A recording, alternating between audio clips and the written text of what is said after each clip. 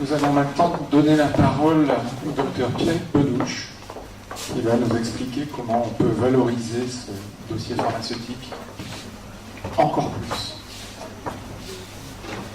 Merci Christophe. C'est qui? Chadoyen. C'est qui? Le docteur Pierre Bedouche, c'est qui? Qui est le docteur Pierre Bedouche?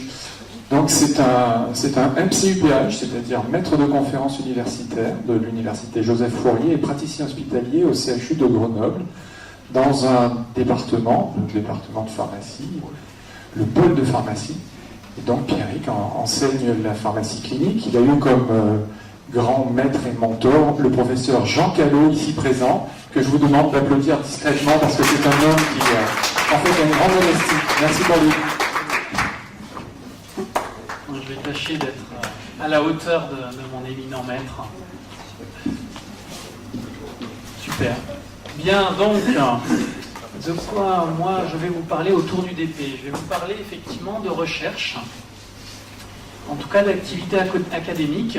Et la question qui m'était posée aujourd'hui était: est-ce que l'utilisation du DP, et en tout cas des données qu'on peut retrouver dans le DP, peut profiter aux patients et aux professionnels? Et ça, c'est un élément qui est important de bien mentionner ces deux acteurs. Alors, quand on se pose la question du DP pour la recherche, on peut déjà faire un petit peu la liste, de se dire, finalement, le DP, qu'est-ce que c'est pour un chercheur qui travaille, on va dire, dans le domaine large de la santé publique, en tout cas des actions de santé. C'est une grosse quantité de données. Ça, je pense que vous en avez déjà suffisamment parlé ce matin. Je suis désolé, je n'ai pas assisté à tout, mais on est alors un peu plus que 34, on est quasiment à 35 millions, je crois, après avoir vérifié ce week-end, de DP ouverts. Donc ça, je pense que vous l'avez déjà tous dit, c'est assez unique dans le monde. Il n'y a pas, à ma connaissance, de dossier disposant d'un système de santé comme le nôtre, avec un tel volume de données. C'est des données sur le médicament, sur les médicaments. Alors effectivement, on en parlait d'ailleurs tout à l'heure, on disait, oui, mais il y a d'autres bases de données sur les médicaments. Donc effectivement, c'est des données sur les médicaments qui sont délivrés par les pharmacies d'officine françaises, donc quasiment toutes maintenant. Et puis il y a une particularité qui est vraiment une grande spécificité du DP, c'est que dans le DP, ce n'est pas uniquement des médicaments remboursés. Ce sont tous les médicaments qui sont délivrés par une pharmacie.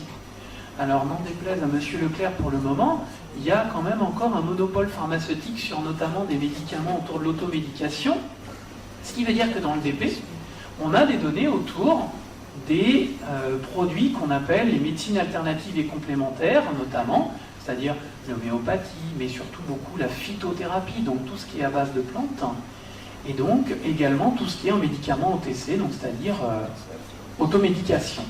Alors on a des données sur les patients également. On n'en a pas énormément, mais on a quand même dans la base de données des informations sur pour qui étaient ces médicaments.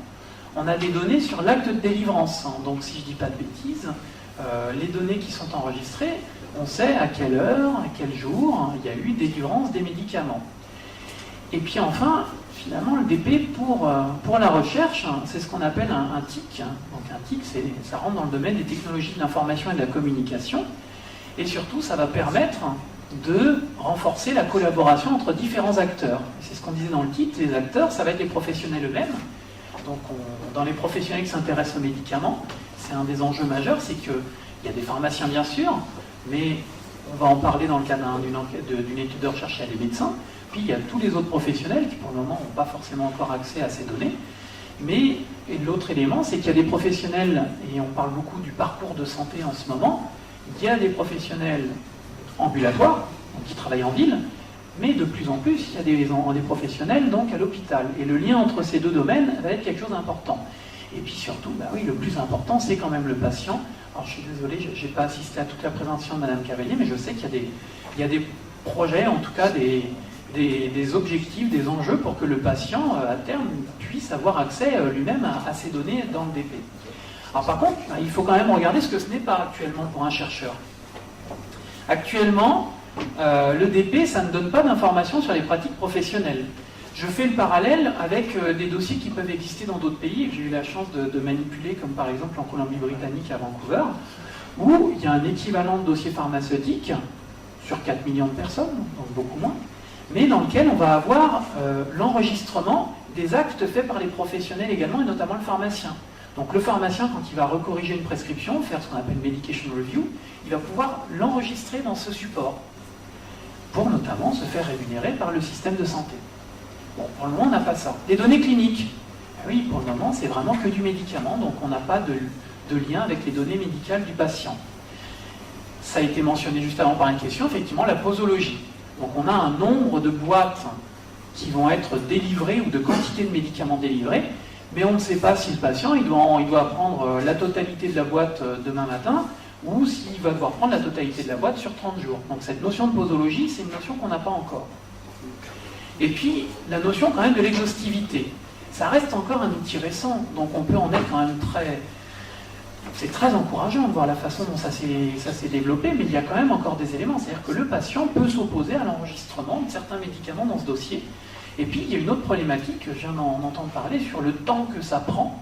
Eh bien, effectivement, ça peut être un frein pour les professionnels, le fait de documenter complètement ou pas complètement les données. Alors, voilà une capture d'écran de ce que peut obtenir un pharmacien quand il obtient un DP.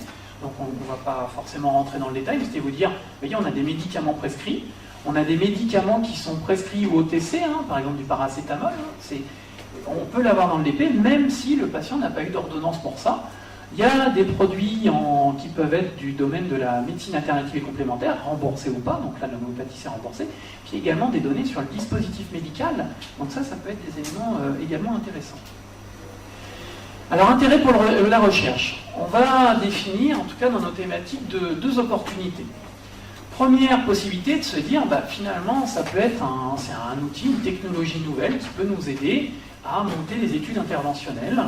Et c'est-à-dire qu'on va utiliser les données qui sont contenues dans le DP pour les partager entre professionnels de santé et regarder si ça a un impact en termes de diffusion d'informations avec un objectif qui va être un objectif clinique sur le risque médicamenteux, c'est-à-dire est-ce que ce partage d'informations va permettre de sécuriser l'utilisation de médicaments, donc réduire l'iatrogénie. Autre possibilité, c'est de dire, mais c'est impressionnant la masse de données qui a été documentée en très très peu de temps.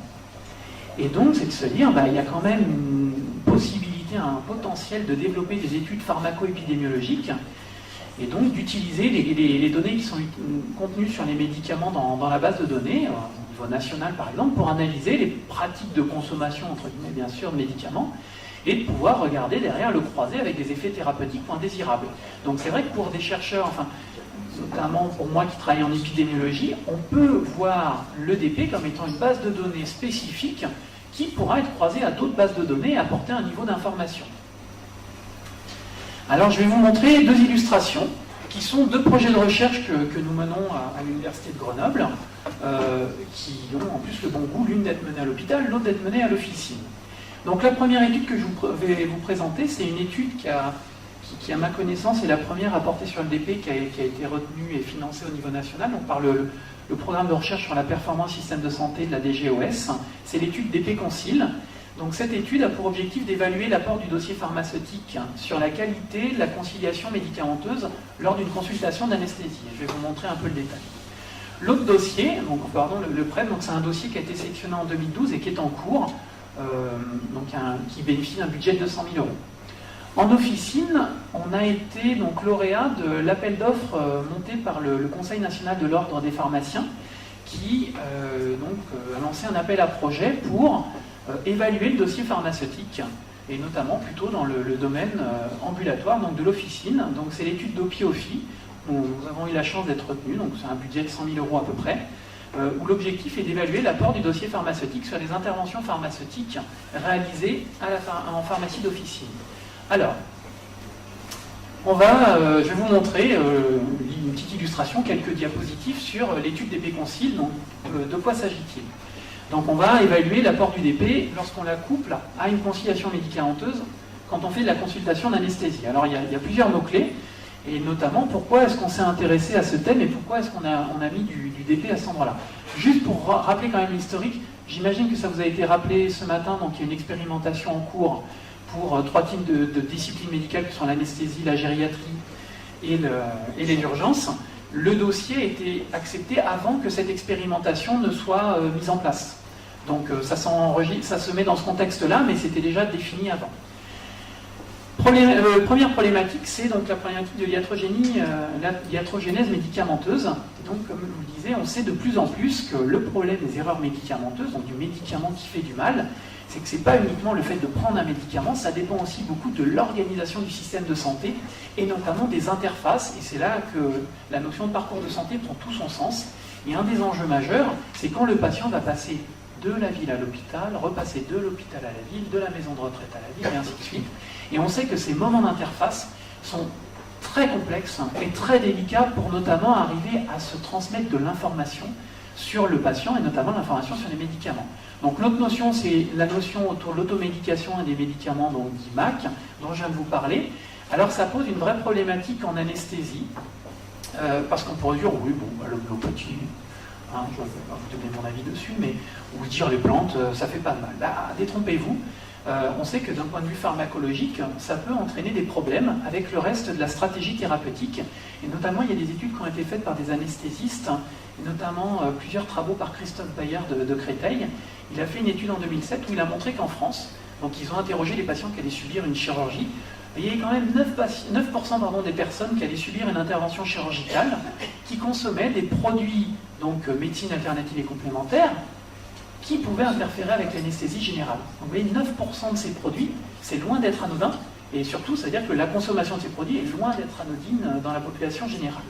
L'autre élément, c'est la problématique, effectivement, pourquoi s'intéresser à la consultation anesthésique, c'est que c'est une thématique qu'on travaille beaucoup avec Pierre Albaladejo, notamment, qui participe, qui est dans la même équipe de recherche que nous. On sait que pour les anesthésistes, c'est un paramètre très important, le médicament, au moment de cette période périopératoire.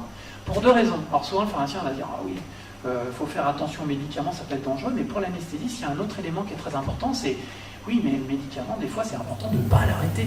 Parce que quand on va faire la chirurgie, ça peut poser des problèmes d'hypotension, de sevrage, par exemple, qu'on ne voudrait pas avoir. Donc c'est tout le travail de l'anesthésiste de pouvoir gérer ça. Voilà, je suis bon. Il fait signe, il garde bien du temps. Et donc, effectivement, c'est pour cette raison qu'il est réglementaire depuis 1994, qu'il y a une consultation d'anesthésie, lors de laquelle ça a lieu environ un mois avant une chirurgie réglée, et où l'anesthésiste va devoir arrêter ou poursuivre, mais il faut qu'il ait les informations, et ça, c'est un élément qui est un biais. Le médicament, donc, et technologie d'info, c'est tout ce qu'on a dit autour du DP, donc vous le savez, c'est vraiment un outil qui permet de communiquer avec les nouvelles technologies entre différents professionnels. Alors, cette étude, on va pas refaire un gros point de méthode, désolé, il manque des choses en haut, mais c'est de vous expliquer, c'est une étude qui est quand même, donc c'est une évaluation de soins courants, contrôlée, ouverte, séquentielle, qui est menée au CHU de Grenoble. Donc comme je vous l'ai dit, elle se mène en anesthésie sur de la chirurgie orthopédique réglée. C'est une étude qui va porter sur près de 1200 patients, donc 588 patients dans chaque groupe. Donc vous voyez, les inclusions vont durer quasiment 2 ans. Elles ont démarré depuis avril 2014. Et donc ce qui se passe, c'est qu'il va y avoir 2 groupes. Il y a déjà 2 groupes, pardon, et justement je vais en parler à ce moment-là, c'est-à-dire que quand le patient vient en consultation d'anesthésie, il est inclus dans l'étude ou pas s'il a un DP. Et selon donc, la séquence, il y a des semaines paires où il va y avoir un pharmacien. Donc le pharmacien, c'est Claire Chapuis, qui est pharmacien clinicien dans le pôle d'anesthésie réa, animation, et qui est présente aujourd'hui, qui va voir les patients avant l'anesthésiste. Et elle va faire cette étape de conciliation médicamenteuse en utilisant les données du DP.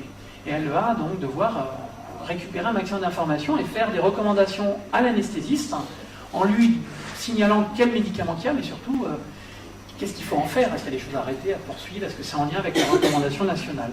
Et on compare ça à un groupe contrôle, qui est un groupe dans lequel il n'y a pas de pharmacien.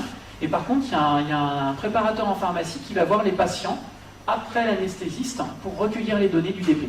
Donc il va faire le même entretien, simplement il n'y a pas de diffusion d'informations, et ça va nous permettre à la fin donc, de tester les 2 modèles, et donc de voir l'impact de ce DP utilisé par le pharmacien. Et donc il y aura la chirurgie, on fera un recueil d'événements, notamment jusque 30 jours après l'intervention.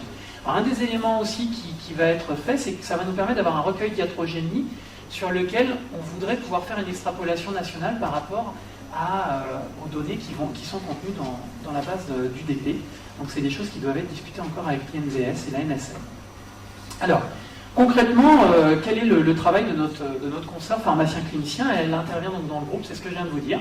Donc c'est des entretiens qui doivent être courts, parce qu'il faut que ça aille vite. les consultations défilent. Donc dans le modèle, c'est 10-15 minutes de chaque côté. Dans le groupe pharmacien, le pharmacien voit le patient avant l'anesthésiste, ce n'est pas le cas dans le contrôle. Une conciliation avec un recueil d'automédication d'allergie, elle a accès aux ordonnances, au dossier pharmaceutique et puis directement au patient pour lui poser des questions. Et ce que l'élément, c'est qu'il y a surtout une transmission des données qui doit être aussi assez rapide et efficace. L'objectif de cette étude, c'est que ça va nous permettre, nous espérons, d'avoir des données sur l'apport du DP dans la détection d'événements sentinelles iatrogènes lorsqu'on couple cette conciliation pharmaceutique à la consultation d'anesthésie. Alors, juste pour la petite histoire, même si on ne va pas faire d'analyse intermédiaire, on a fait soutenir une thèse en début du mois de septembre sur les quelques premières semaines. Et Claire, tu ne m'en voudras pas si je donne ce résultat, mais on sait que déjà, sur les entretiens qu'a mené Claire sur une centaine de patients, on en est maintenant à 150, je crois, enfin, la semaine dernière, 25% des médicaments qui ont été détectés par le pharmacien ont pu l'être uniquement grâce au DP.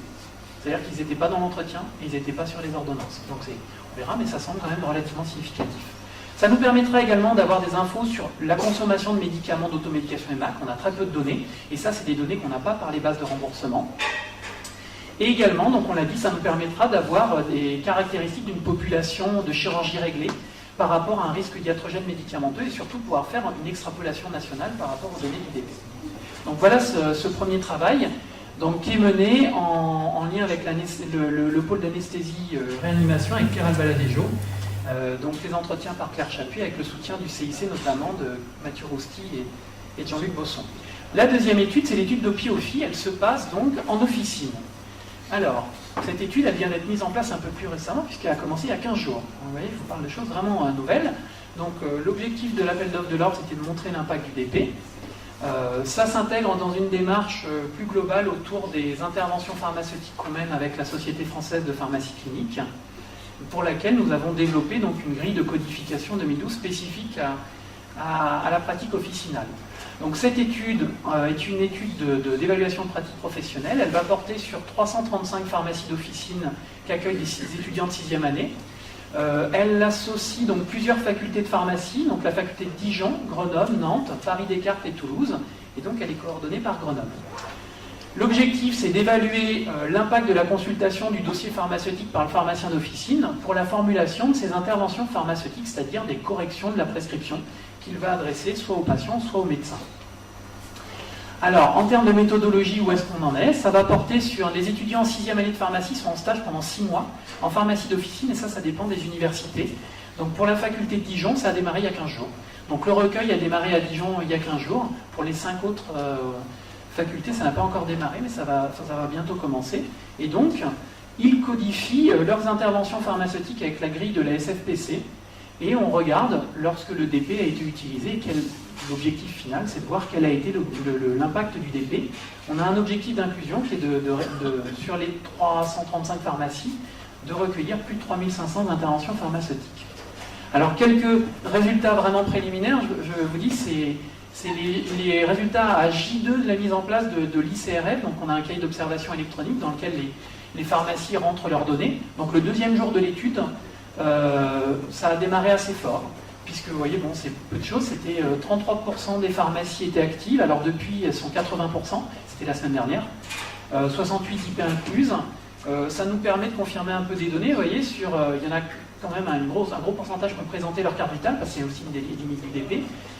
C'était donc à Dijon, dans la zone, en tout cas en Bourgogne, 62% des patients avaient un dossier créé. Et sur ces patients-là, il y a même eu en un jour donc une ouverture du DP suite à l'intervention pharmaceutique réalisée par le pharmacien sur sa prescription. Donc voilà, c'est une étude qui associe, donc qui est menée par l'équipe, l'université de Grenoble, en lien avec la Société française de pharmacie clinique, et qui associe donc un comité de pilotage de collègues des universités, puis également de collègues de Vancouver avec lesquels on travaille régulièrement.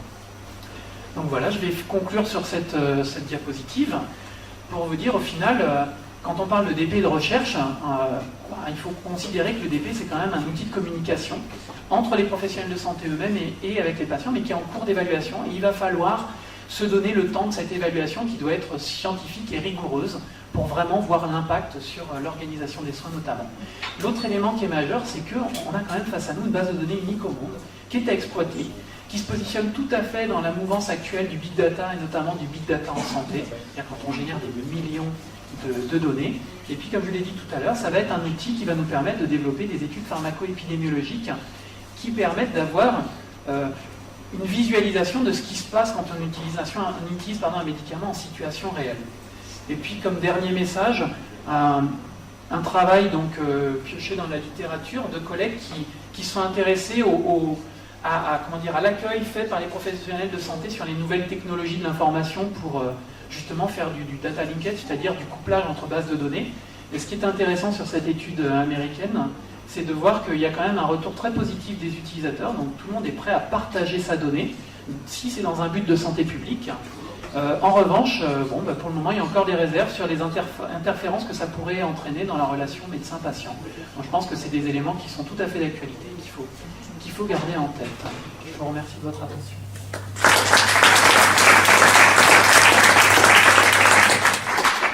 Merci, Monsieur Bedouche. 3 minutes. Une question très courte et une réponse courte. Madame. Bonjour, Sandra David-Schubert. Je suis médecin méthodologiste et je travaille en particulier pour l'évaluation médico-économique du CHU. Je me permets de faire un parallèle entre DP et DMP parce que c'est quand même super intéressant. Au bout du compte, tu parlais de croisement de données. Ça veut dire que tu as probablement des données nominatives et l'utilisation a été... finalement, arriver à utiliser ces données, est-ce que ça a été compliqué ? Parce que nous, dès que l'on s'attaque aux données d'assurance maladie en particulier, c'est très très compliqué encore. Merci. Question courte. Réponse courte. La réponse courte, pour le moment, ces données épidémiologiques, on n'y a pas encore accès, parce qu'on est dans une phase de recherche interventionnelle. Donc c'est plus en termes de prospective, et oui, se posera les mêmes questions que pour le DMP. Après, comme on disait, pour le moment, Michael peut-être nous donner des pressions là-dessus. Pour pouvoir effectivement accéder aux données du DP pour des activités de recherche, il y a une procédure qui passe par une autorisation de la NSM ou de l'INVS. Si je ne dis pas de... je vous laisse... En fait, c'est pas exactement le cas. Le DP, il y a des bases de données personnelles. Il y a effectivement cette base de données personnelles pour des activités de recherche très encadrées, très limitées.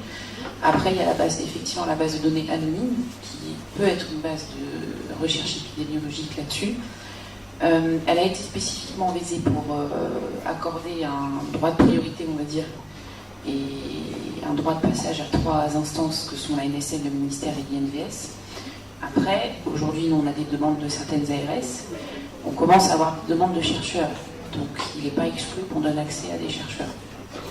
Sachant qu'on donnera accès à des séries de données, plutôt, on ne donnera pas accès à de la donnée complètement en tant que telle. Aujourd'hui, on n'a pas pu passer complètement le stade de donner accès à des données brutes complètes. Mais, Merci pour la brièveté de la réponse.